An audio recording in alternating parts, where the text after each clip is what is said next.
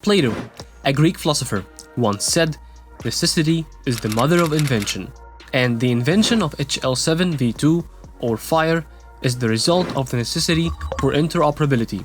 Interoperability in healthcare, in simple terms, means speaking the same language across different healthcare facilities. First, the HL7 interoperability standard is technically called HL7V2, not HL7. HL7 is the organization itself, Health Level 7, that creates many standards, including HL7V2 and FHIR, which stands for Fast Healthcare Interoperability Resources. HL7V2 is the data format itself, created by the HL7 organization. However, in hospitals, people often use shorthand. When they say, "Send me the HL7," they almost always mean HL7V2. And by the way, Level 7 is the 7th layer in the Open Systems Interconnection model, a model in computer science, and Level 7 is the application layer, which defines how different software applications communicate and format the data they exchange.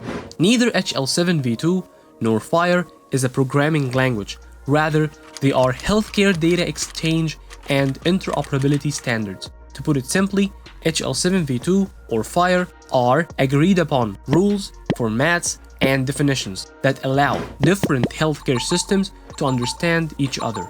Both HL7V2 and FHIR are structured data formats, meaning computers do not just see the text, they understand exactly what every piece of data represents. That's why they are superior to the regular PDF files. This means that you can automatically process, analyze, and share data between systems without a human needing to read or retype it. This also means that computers can instantly graph a patient's blood pressure over 5 years, trigger an alert if a medication conflicts with an allergy, and transfer a file from the lab to the doctor's iPad in milliseconds.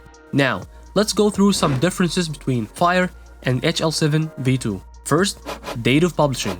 HL7V2 first published in October 1987. Pretty old, huh? While FHIR is officially released in 2014.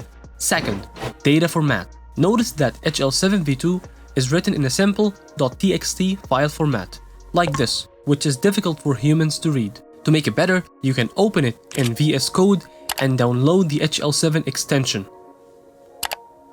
And then activate the extension from the bottom right Select Language Mode option. Much better, right? As you can see, the extension helps by coloring the pipes and some segments, and by providing some info when you hover your cursor over a segment. Now I can tell you that HL7V2 uses a positional format separated by vertical pipes. Every line is called a segment, which has a strict map. The computer identifies data solely by counting the pipes. For example, let's look at the patient identification segment, known as the PID. In HL7V2, data is identified by its position. PID 3 after the third pipe represents the patient ID. PID 5 after the fifth pipe represents the patient name. PID 8 after the eighth pipe represents the administrative sex, and so forth, where each field specifically represents a precise value and cannot be reordered or moved. This is why HL7V2 is positional format. Because of this structure, HL7V2 became like a VHS tape. To see a scene in the middle, the machine must physically went through everything that came before it.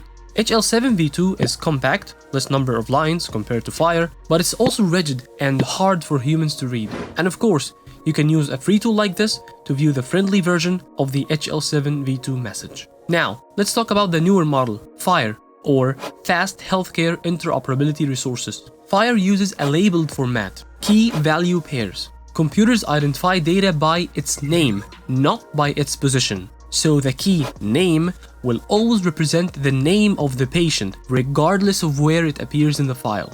That's why FHIR is flexible, easy to read, and web-friendly. FHIR primarily uses JSON, JavaScript Object Notation, and it is also officially supports XML, Extensible Markup Language. You can use free tools like this one to open the JSON file and show it like this. Because of this structure, FHIR became like Netflix. You click a chapter, a resource, and jump straight to the data you want. FHIR has so many advantages, where it is easier to learn and implement, data is labeled keys rather than coded by position, easier to add custom fields without breaking the whole system, and it is mobile friendly, built for apps, clouds, and tablet. Despite the rise of FHIR, HL7V2 remains the most widely implemented healthcare standard in the world. HL7V2 is the Excel of healthcare. It is everywhere because it just works. And this is a table comparing what we have discussed on FHIR and HL7V2. Thank you for watching.